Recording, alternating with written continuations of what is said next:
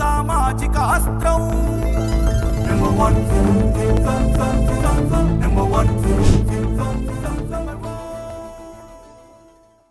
Welcome to number 1 news. This is దివ్య.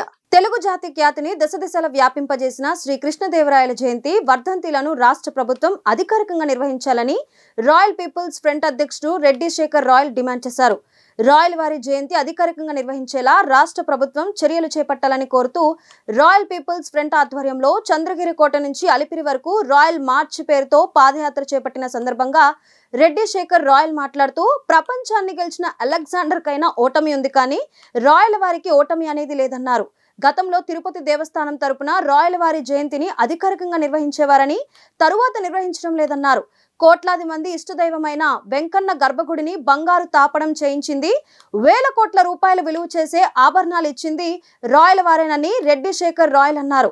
అలాంటి royal వారి పట్ల టీటీడీ నిర్లక్ష్యం వహించడం విచారకరమని, ఇప్పుడైనా రాష్ట్ర ప్రభుత్వం టీటీడీ రాయల్ వారి జయంతి వర్ధంతిని అధికారికంగా నిర్వహించాలని రెడ్డి శేఖర్ రాయల్ డిమాండ్ చేశారు.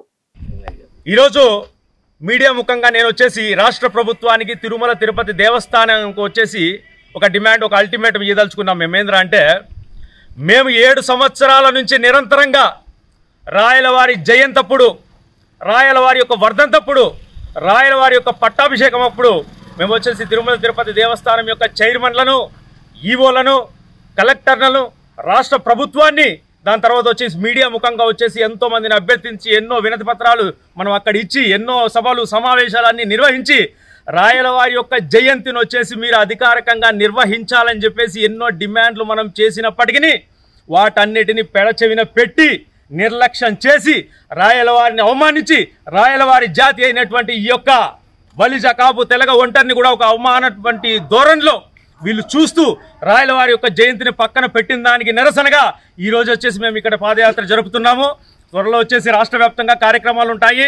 ప్రభుత్వం వారు తక్షణమే స్పందించి రాయలవారి జయంతిని అధికారికంగా తక్షణమే నిర్వహించాలా అని చెప్పేసి మా యొక్క డిమాండ్. దాంతోపాటు తిరుమల తిరుపతి దేవస్థానం వారు కూడా గతంలో చేసి రాయలవారి యొక్క జయంతిని అధికారికంగా నిర్వహిస్తున్నారు. మరి వాళ్ళెందుకు దాన్ని విస్మరించి పక్కన పెట్టడం జరిగిందో మాకైతే అర్థం కావడం లేదు. దీని వెనక ఉన్నటువంటి కుట్ర కోణం గురించి చెప్పాలా.